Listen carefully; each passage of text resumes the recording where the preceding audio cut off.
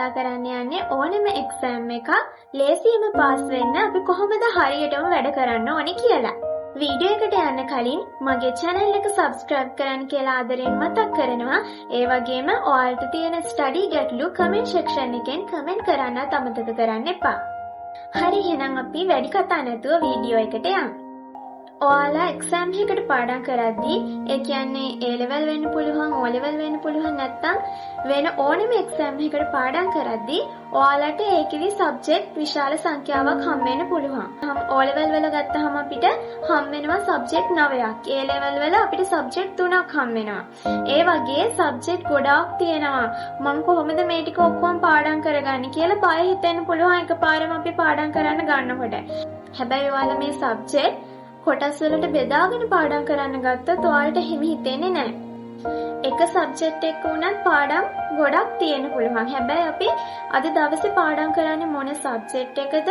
ඒ subject එකේ මොන පාඩමද? මම උදේවරුේ පාඩම් කරන්නේ මේ සබ්ජෙක්ට් එකේ මොන කොටසද? උදාහරණයක් විදිහට ඉතිහාසය වගේ විෂයක් ගත්තාම උදාහරණයක් විදිහට ඉන්දු නිම්න ශිෂ්ටාචාරය කියලා පාඩමක් තියෙනවා නම් මම ඒකේ මොන කොටස ඉඳන් මොන කොටස වෙනකන්ද අද උදේවරුේ පාඩම් කරන්න කියලා ඔයාලා මුලින්ම තීරණය කරන්න ඕනේ. ඊට පස්සේ කරන්න තියෙන ඔයාලා මාක් කරගත්ත කොටස කොහොම හරි ඒ වෙලාව ඇතුළත try කරන්න පාඩම් කරලා ඉවර කරන්න. පාඩම් කරනවා කියලා කියන්නේ මම කටපාඩම් කරන එක නෙවෙයි. ඒ කොටස තියෙන දේ අපි තේරුම් ගන්න බලනවා. මම නම් කරන්නේ මොකක් හරි පාඩමක ඒ කොටස කියවලා ඒ පොත වහලා මතක් කරනවා මේ කොටසින් මොන වගේ දෙයක් ගැනද මේ කියලා තියෙන්නේ කියලා. ඒ කොටසෙන් කියලා තියෙන දේ ඔළුවට දාගත්තාම හරිම පහසුයි ඒක මතක තියාගන්න. කටපාඩම් කරනවට වඩා ගොඩක් පහසුයි. මොකද අපිට ඒක ප්‍රැක්ටිකල් අපි හිතලා තියෙන මෙන්න මේක තමයි මේකෙන් කියන්නේ කියන එක. එතකොට අපිට ගොඩක් පහසුවෙන් මතක තියාගන්න පුළුවන් කටපාඩම් කරනවට වඩා. මේක සමහර සබ්ජෙක්ට් වල සමහර කොටස් වලට වෙනස් වෙනවා. දැන් මීඩියා වගේ සබ්ජෙක්ට් එකක් ගත්තාම ඒකේ තියෙන පුළුවන් නිර්වචන ඊට පස්සේ නිර්වචන ඉදිරිපත් කරපු අය අන්න ඒ වගේ කොටස් අපි වෙනම ලියාගෙන ඒක ඉතින් පාඩම් කරගන්න වෙනවා. හැබැයි අපිට විෂය කරුණු තියෙන පාඩම් කොටසක් ගත්තොත් එහෙම අපිට ඒක කටපාඩම් කරන්න නැතුව අර මං කියව විදිහට අපි ඒක කියවලා මොකක්ද මේකෙන් කියවෙන්නේ කියන එක තේරුම් ගන්න එක ගොඩක්ම ලේසි. දැන් හිතන්නකෝ ඔයා මාක් කරගත්ත කොටසෙන් ඔයාට පුළුවන් ප්‍රමාණයක් පාඩම් කරා කියලා ඒ කාලය ඇතුළත එතකොට සමහර අය හිතනවා අපි පාස් පේපර්ස් මොඩර්න් පේපර්ස් කරන්න ඕනේ ඔක්කොම සබ්ජෙක්ට් එක පාඩම් කරලා ඉවරලා මම මේ සබ්ජෙක්ට් එකේ ඔක්කොම පාඩම් ටික පාඩම් කරලා ඉවරලා තමයි පාස් පේපර්ස් කරන්න කියලා හිතන අය ඉන්නවා. හැබැයි ඒක එහෙම නෙවෙයි. මම කරේ නම් අර අද දවසේ අපි පාඩම් කරපු කොටසට අදාළව පාස් පේපර් එකක මොඩර්න් පේපර් එකක තියෙනවද කියලා බලනවා. මම පාඩම් කරපු කොටසට අදාළ ප්‍රශ්නයක් එහෙම තියෙනවා නම් මම මේ ප්‍රශ්නෙට අදාළව ආන්සර් එකක් ලියන්න try කරනවා. එහෙම බලද්දී ඔයා පාඩම් කරපු කොටසට අදාළව පාස් පේපර් එකක මොඩර්න් පේපර් එකක එහෙම ප්‍රශ්නයක් නැති වෙන අවස්ථාවක් තියෙන්න පුළුවන්.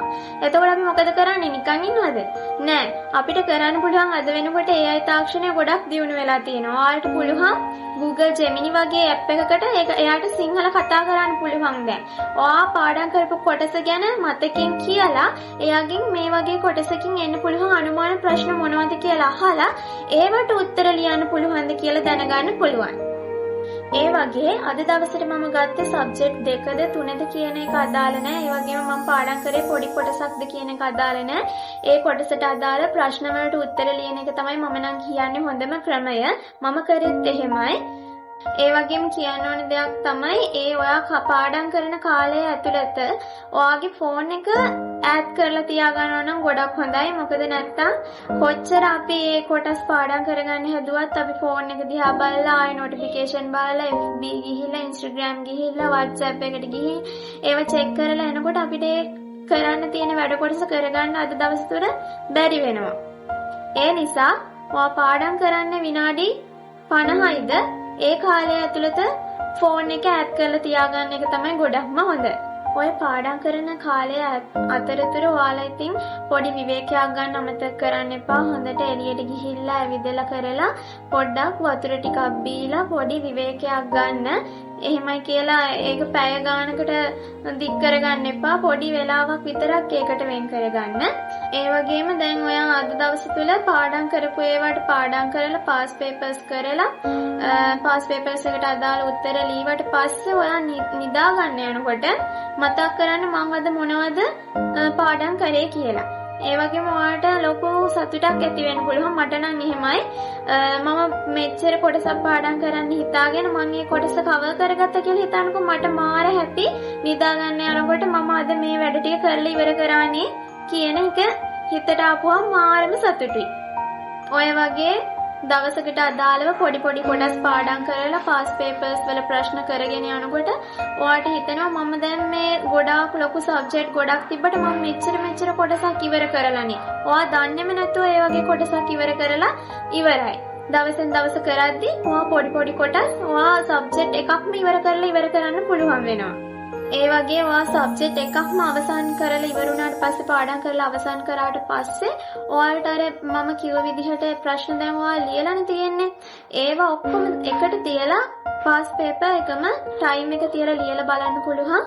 එතකොට ඔයාට දැනගන්න පුළුවන් ඔයාට මොන කරුණුද අමතක වෙලා තියෙන මොන ප්‍රශ්න වලටද ඔයාට අඩුවෙන් ලකුණු තියෙන්නේ. ඒවා තේරුම් අරගෙන ඔයාට ඊට පස්සේ ඊළඟට පාඩම් කරද්දී පුළුවන් වාගේ අඩුපාඩු ටික හදාගෙන මොන කොටස්ද මම වැඩියෙන් ફોකස් කරන්න ඕනි කියලා තව විභාගයට කල් තියෙනවනම් ආයෙ පාරක් බලා ගන්න කල් තියෙනවා. එහෙනම් දැන් මම ඔය කිව්ව විදිහට මුලින්ම මට ගොඩාක් පාඩම් කරන්න තියෙනවනේ මට මේක කරගන්න බැරි වෙයිද කී හිත ඉන්න නැතුව පොඩි කොටස් වලට පාඩම් කඩාගෙන අද දවසේ ඇතුළත කරන්න පුළුවන් වැඩ කොටස අද කරලා ඊට පස්සේ ඒකට අදාළව පාස් පේපර්ස් මොඩර්න් පේපර්ස් නැත්නම් AI සපෝට් අරගෙන ප්‍රශ්න වලට උත්තර ලියලා ඊට පස්සේ පොඩ්ඩක් පාඩම් කරන කාලය ඇතුළත ඔයාගේ ෆෝන් එක පොඩ්ඩක් පැත්තකින් තියලා ફોકસ කරලා පාඩමට විතරක් හොඳට පොඩි විවේකයක් අරගෙන වැඩ ටික කරගෙන හොඳ ලකුණකට යන්න පුළුවන් වෙයි කියලා මම හිතනවා. මම කරෙත් එහෙමයි. ඒ නිසා මම හිතනවා මේක ඔයාලට හොඳ පාඩම් කිරීමේ ක්‍රමයක් වෙයි කියලා. මම හිතනවා මේ වීඩියෝ එක එක්සෑම් එකක් කරන ඕනම කෙනෙක්ට වැදගත් වෙයි කියලා. ඔයාලා හැමෝටම ජයම වෙන්න කියලා ප්‍රාර්ථනා කරනවා.